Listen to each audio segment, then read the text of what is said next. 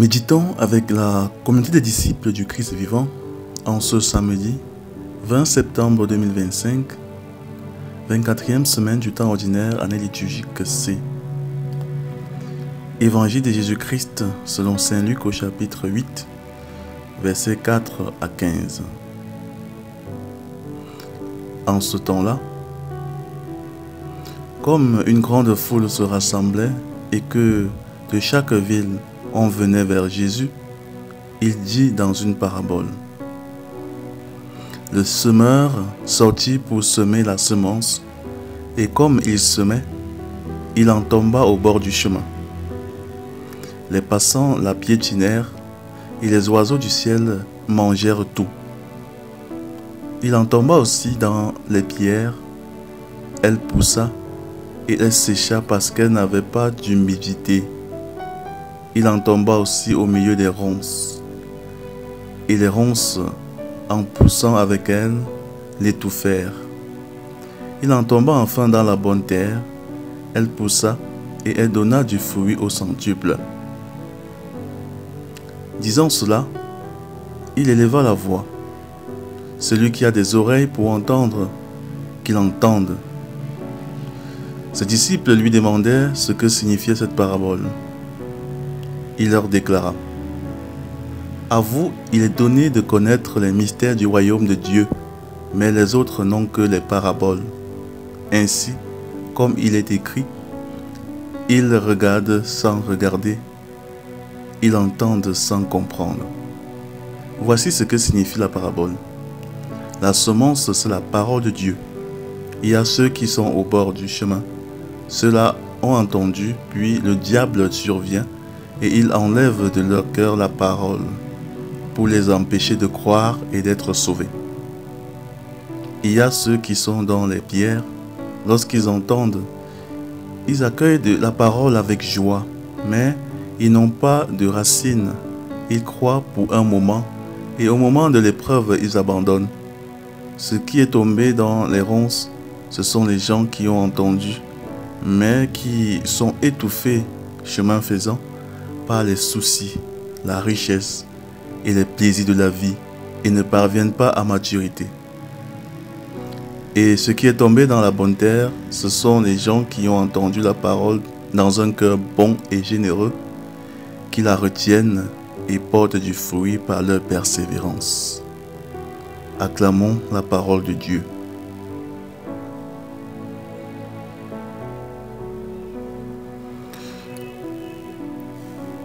Méditation. Comment devenir la bonne terre? Bien-aimés dans le Seigneur, que Dieu soit loué en tout temps. En ce samedi de la 24e semaine du temps ordinaire, année liturgique C, l'Église nous propose de méditer sur la parabole du semeur. Cette parabole soulève une question fondamentale. Comment devenir la bonne terre? Ou, formulée de manière négative, qu'est-ce qui nous empêche de porter des fruits en abondance en Dieu? La réponse est simple mais exigeante. Ce qui nous empêche d'être une terre féconde, c'est notre attachement désordonné à nous-mêmes, à nos habitudes et à nos penchants égoïstes, jusqu'au mépris de la parole de Dieu. Toutes les terres infertiles de la parabole, le bord du chemin, le sol pierreux et le terrain rempli de ronces, ont un point commun: elles ne portent pas de fruits. Que la semence ait été enlevée, desséchée ou étouffée, le résultat est le même: la stérilité. Une seule manière demeure féconde: recevoir la parole dans un cœur bon et généreux, l'aimer et la mettre en pratique sans réserve. Frères et sœurs bien-aimés, la parole de Dieu elle-même possède une force transformatrice. Elle purifie, guérit et rend notre cœur fertile.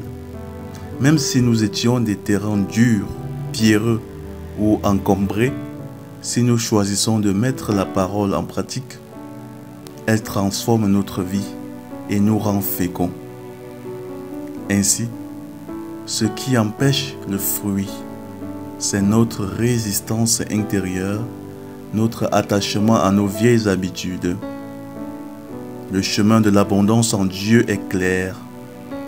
Écouter la parole, l'aimer et faire ce qu'elle nous commande.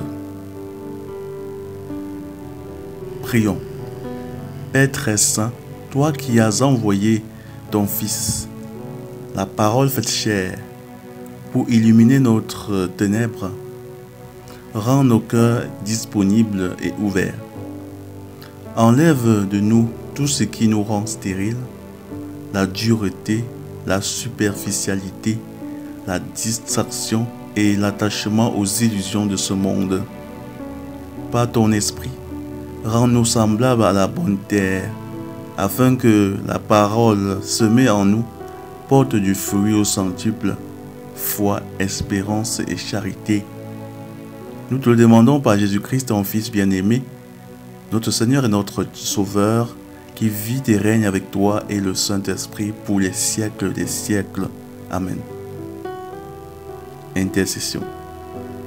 Seigneur Jésus-Christ, toi le semeur fidèle, nous t'apportons nos frères et sœurs, ceux qui entendent la parole, mais la laissent s'envoler sans l'accueillir.